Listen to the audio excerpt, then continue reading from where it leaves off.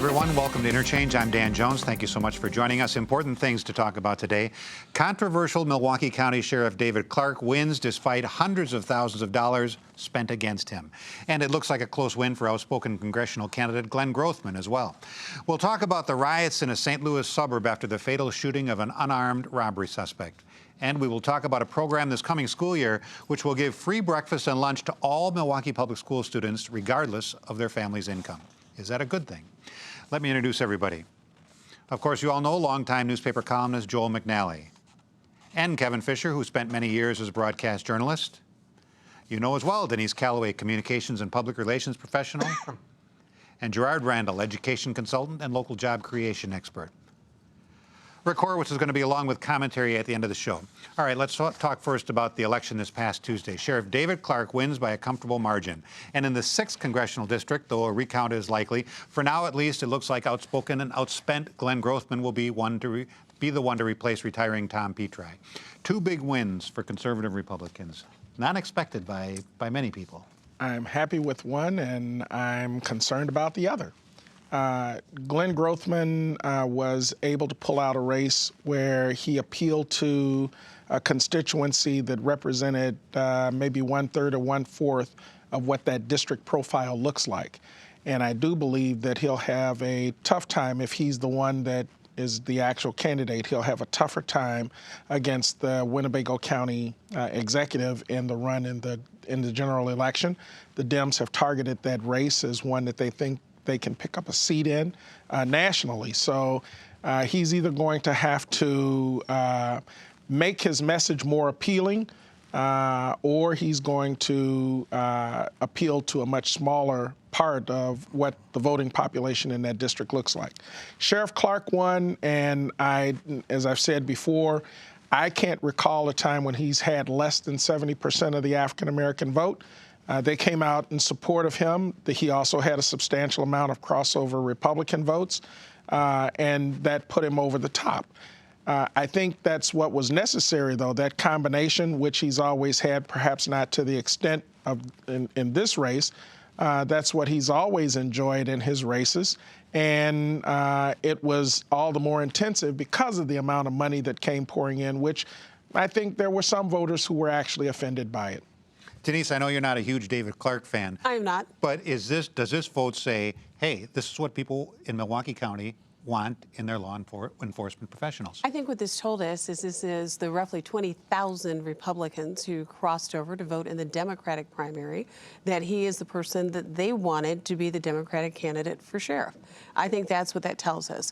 Clearly, if there would not have been that crossover vote of 20,000, there were 20,000 more votes in that race for sheriff than there were for any other that were countywide. So clearly, it was Republican crossover that elected David Clark and had him come out of the Democratic primary.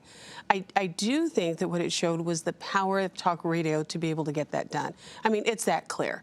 I don't think that people, I think where there may have been some concern about the amount of money that was spent, the reality of it is that money was spent because of things that David Clark has said and done.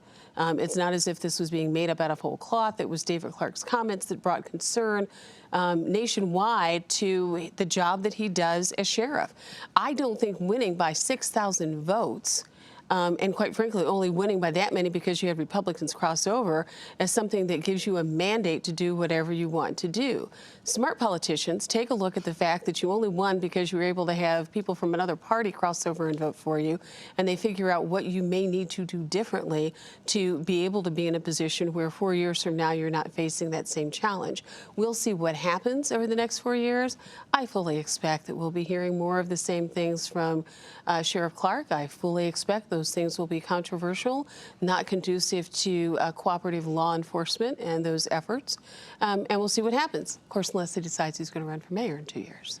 Kevin, do you give David Clark credit for winning this election, or do you give the credit to Mark Belling and Charlie Sykes and Weber? Well, the candidate should get some credit, and I think this A win is a win. I think this was a better candidate with better messages. But talk radio, I agree with Denise, played a huge role. And you're not just talking about Charlie Sykes. You're talking about Jay Weber and Mark Belling and Vicki McKenna and Jeff Wagner and others who filled in for those people.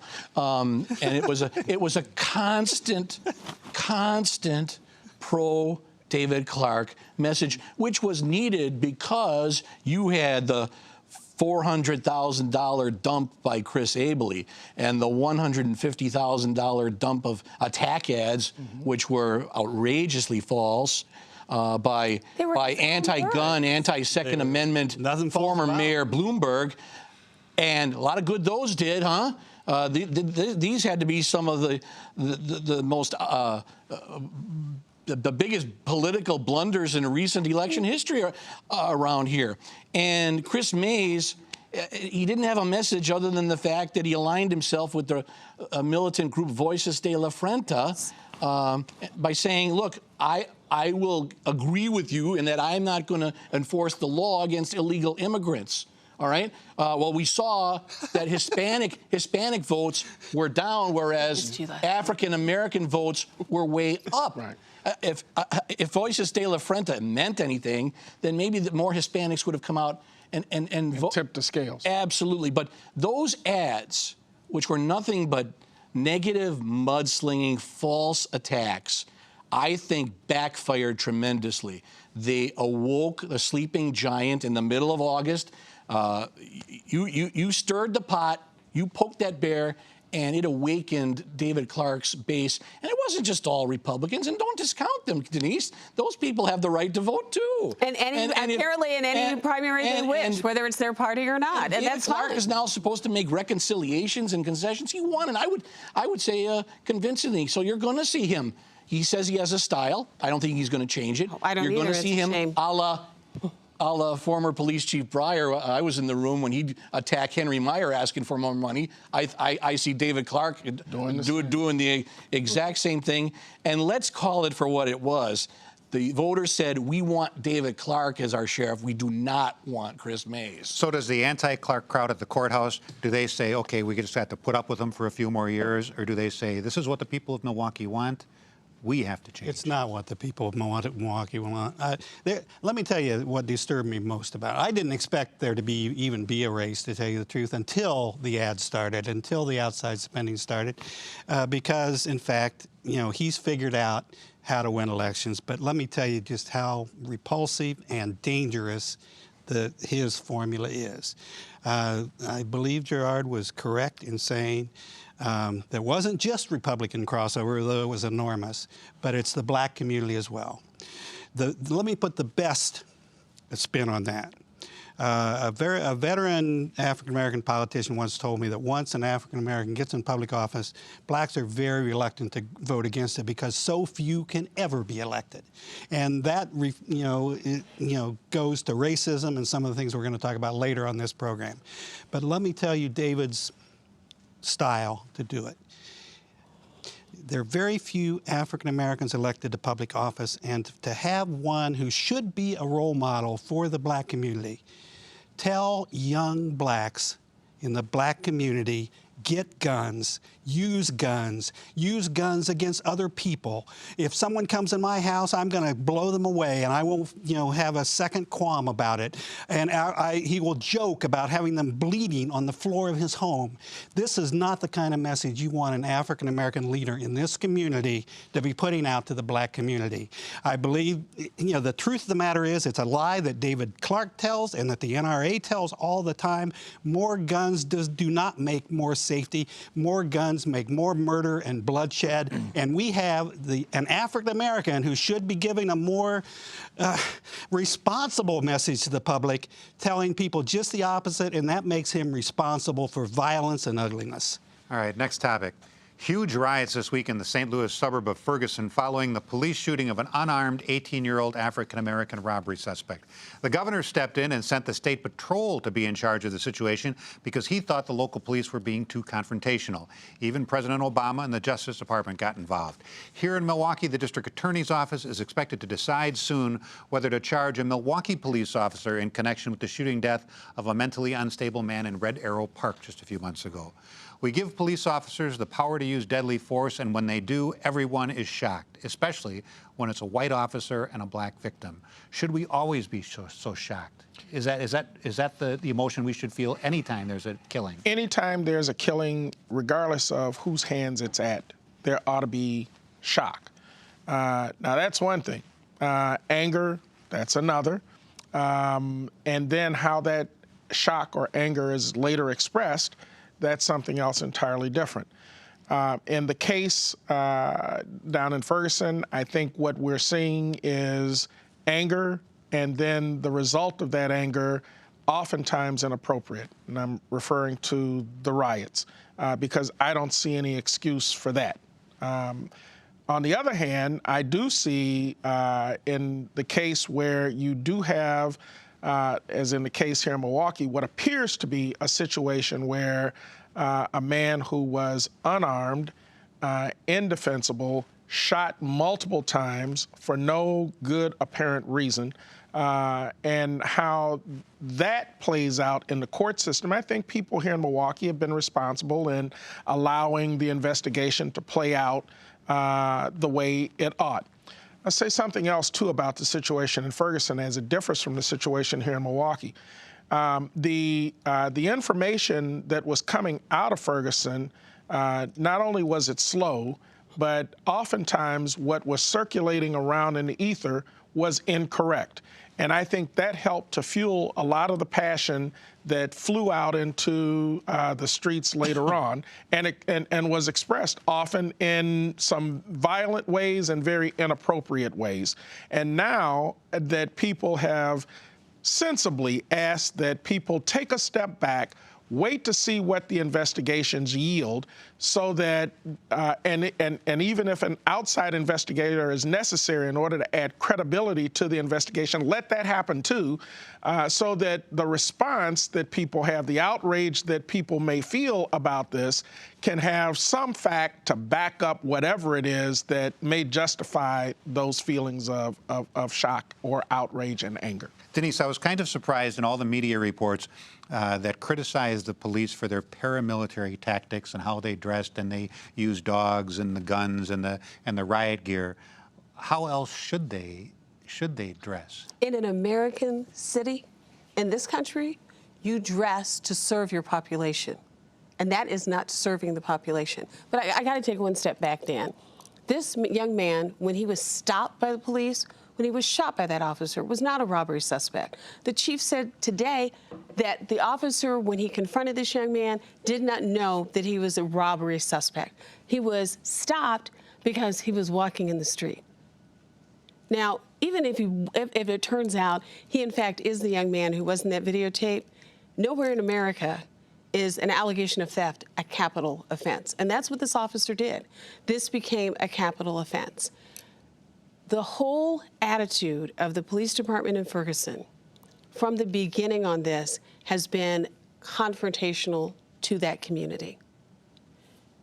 I don't think anybody who lives in Whitefish Bay or Brookfield, if they were having a protest over something the police did, would find it to be acceptable that you have police in the middle of a peaceful protest. This is before the sun goes down. This is when you have kids there and churches there and alderpersons from that community and from St. Louis. They're in broad daylight, and you have the Ferguson Police Department in riot gear with armed to the teeth and tanks. And they're actually pointing guns at people who are peacefully protesting. That is not acceptable in any American community, but I'll tell you what, people in predominantly African-American communities around this country are not surprised by that, because African-American communities in too many cities in this country are policed different than white communities. And so you find that people are not unaware of the vast and clear difference in the way communities are policed. And people are like, I'm out here protesting, or as it was, hands up, don't shoot. It was absolutely irresponsible on the part of the Ferguson Police Department to do that. And I'll tell you, I believe that their response to peaceful protest as part of the reason that you had the response that you did. Not an excuse for it at all. But when you come in a community expecting violence, how can you logically be surprised when that does happen in some cases? Not that it's right, but you go in a confrontational mode and you're surprised that that's what you get. But Kevin, if they didn't dress like this and all of a sudden one of the police officers gets killed, would people be as outraged? I have to tell you, this idea, it's very interesting, this whole notion and concept of the militarization of our police.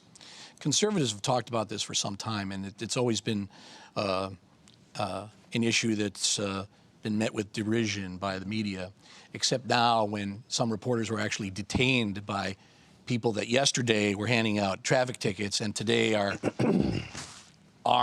with armor and shields and helmets. It's quite a contrast. Now, I'm not suggesting that police not be equipped properly, especially when bricks and Molotov cocktails are being tossed at your face. But you can understand, and I think there's a lot of blame to go around. You can understand the feelings of people who some were not looting. Some were out there praying and had rubber bullets tossed their way. That's not right. Yeah, don't loot and go after the looters, but my Absolutely. goodness gracious.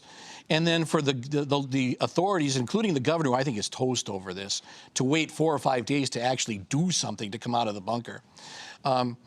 We don't know enough, and I'm sorry, I'm not going to try the officer here on television. We know that there are conflicting reports, that he had his arms up and said, don't shoot. There's other reports that he had an altercation with the officer who feared that he was going for his gun. We don't know that. We know that an 18-year-old young man is dead and everybody's yelling at each other and we're fanning the flames of rhetoric. That's what we do know. I suggest that police departments, generally speaking, need to have outreach programs where they go out to the community where they know they have problems and say, look, we're not your enemy. We're your ally. We're your friends. They've got to earn that respect. On the other hand, I think Black America, too, generally speaking, has to come to an understanding and acceptance of the risk that these officers have every day. When they walk out their door, they don't know if they're going to be back with their families. And so does white America, because they put Kevin. their It's not lives just on the Black line. America. There needs to be some of that White America respect. needs to understand that as well. Should that department have reflected the community better? Of course. I mean, what, 70% African-American community and almost all white police force? Only 6 are black. That's an occupying army, an occupying white army of a black community. And not only is it an occupying army, now that we've been talking, they have military weapons and they have tanks and they come off as an aggressive occupying force. The fact that even exists in this day and age is clearly needs correction. But, you know, it drove me crazy that I had actually written about this case before it happened.